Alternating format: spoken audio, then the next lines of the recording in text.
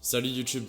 Depuis Rush 3 tourné à Séville, ça fait un peu plus de 70 jours que je suis bloqué ici à cause du confinement. Et si j'étais venu ici, c'était pour un Erasmus de 6 mois qui devait durer de janvier à juin. Le 13 mars, quand tous mes plans étaient prêts pour un nouveau projet, j'ai posté la vidéo en annonçant que ce serait à base de voyage. Et le lendemain, le 14 mars, l'Espagne rentrait en confinement. Voy a la playa, había subido la marea. Jesús.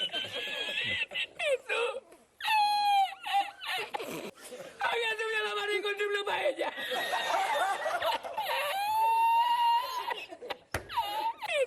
Et pour le confinement, je suis ni rentré en France ni rentré en Angleterre. Donc mon voyage, comme tu t'en doutes, il s'est pas vraiment passé comme prévu. Et vu que je suis toujours là-bas et que ça a été un sacré bordel, je vais te raconter tout ce qui s'est passé depuis la dernière vidéo dans cet épisode de Rush 5. Je vais commencer par te raconter comment le Covid il est arrivé ici, dans le pays. En vrai, de janvier à mars, comme partout en Europe, on a suivi le problème de très loin, pensant que ça se contenterait à l'Asie. Mais les premières news que j'ai eues ici du coronavirus en Espagne, ça a été avec un cas à Malaga en février, et je m'en souviens très bien parce que quelques jours après, j'y passais pour prendre l'avion. Bref, quelques jours après, on a aussi détecté un cas à Séville qui a été pris en charge très rapidement. Et après ça s'est corsé, mais on continuait quand même de rester sans rien faire. Jusqu'à ce que ça arrive chez nos voisins italiens, puis à Madrid. Et en vrai, Madrid, ça a été le foyer du virus. C'est là que le pays a commencé à avoir hyper mal. Ce qu'il faut savoir, c'est que Madrid, c'est une capitale qui est au centre de son pays. Donc ses côtes et ses frontières, elles sont toutes à égale distance de la capitale. Ce qui fait que le virus, quand il s'est propagé de manière très uniforme. C'est un peu comme si on avait mis le feu au milieu d'une feuille de papier, ça s'est étendu. Et les premières mesures qui ont été prises, ça a été le vendredi 13 mars, où le gouvernement nous a annoncé un confinement pour le lundi 16. Ce qui nous laissait du coup 3 jours de battement. Mais le lendemain, le 14 mars au matin, le gouvernement nous a annoncé un confinement plus tôt, et plus tôt c'était pour la soirée même. On était passé de 3 jours de battement à quelques heures seulement. Et en peu de temps, tous les rayons des supermarchés ont été vidés. Donc fin d'après-midi, j'y suis allé au supermarché pour voir ça de moi-même. C'était quelque chose de totalement hallucinant quoi. Et ce que j'ai vu, c'est que les gens, ils avaient peur. Ils se regardaient pas, ils se parlaient pas. Il n'y avait pas un bruit en fait, il y avait juste la musique du supermarché qui tournait en boucle. Mais ça s'arrête pas là parce qu'en rentrant chez moi, quand j'appelle l'ascenseur et qu'il s'ouvre, je tombe nez à nez sur ma coloc et sa pote qui sont allemands et ils ont énormément de sacs. En fait, elles étaient en train de repartir directement pour l'Allemagne.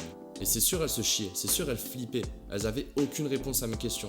Mais ça se comprend, parce que de l'autre côté, on n'avait aucune nouvelle du gouvernement sur ce qui était en train de se passer en fait. Donc quand je suis rentré dans l'appartement juste après, je me suis rendu compte qu'elle avait tout ramené. La seule chose qu'elle a laissé, c'est ses manuels scolaires pour l'université et le vélo qu'elle avait loué pendant son Erasmus, parce que c'est une élève Erasmus comme moi. Bon, forcément, elle est jamais revenue.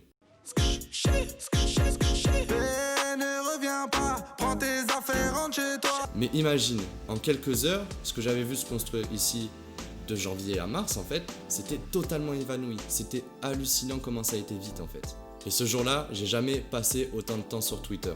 Où d'ailleurs, j'ai appris à ce moment-là que tout allait fermer dans les universités et la mienne qui se trouve juste en face de chez moi. Tu vois, j'ai choisi d'habiter là parce que ce serait plus simple. Bref, ça a duré jusqu'au 4 mai pour l'Andalousie, donc environ 60 jours de confinement avant qu'ils rentrent dans la phase 0 du déconfinement. Dans le pays, c'est comme en France, il y a 3 phases. Et chaque 2 semaines, chaque province, c'est l'équivalent des départements, fait un bilan pour savoir s'ils peuvent déconfiner un peu plus la population ou si c'est préférable d'attendre pour être sûr.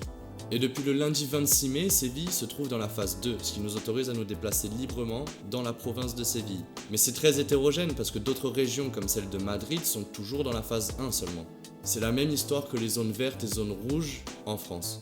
Mais du coup, pourquoi je suis resté si j'ai vu tout le monde partir? Tous les gens qui étaient de l'échange Erasmus sont rentrés chez eux. Les Brésiliens, les Allemands, les Américains, tout le monde sauf moi.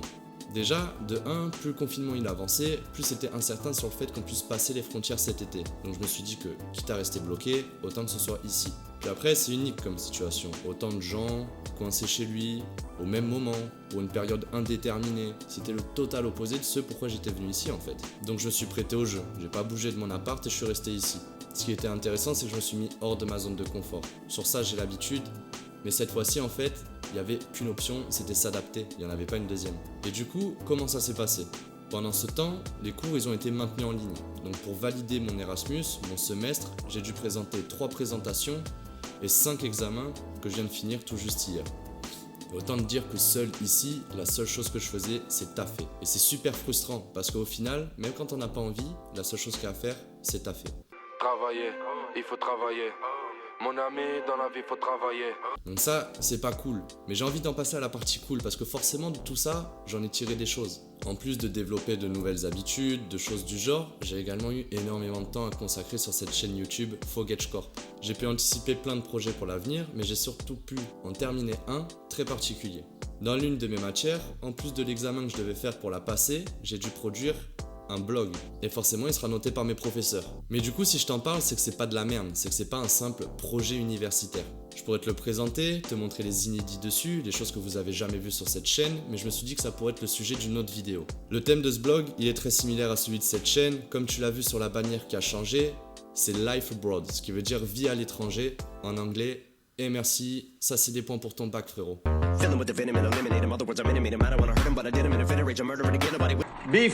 Be proud of you because you can do what we want to do.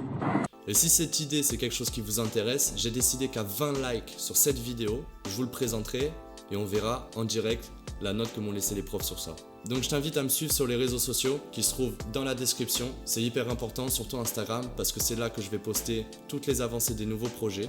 Et puis je t'invite à liker, partager, commenter la vidéo si elle t'a plu, t'abonner à la chaîne si ce n'est pas déjà fait. Et on se retrouve plus tard pour une nouvelle vidéo sur Fogage Corp.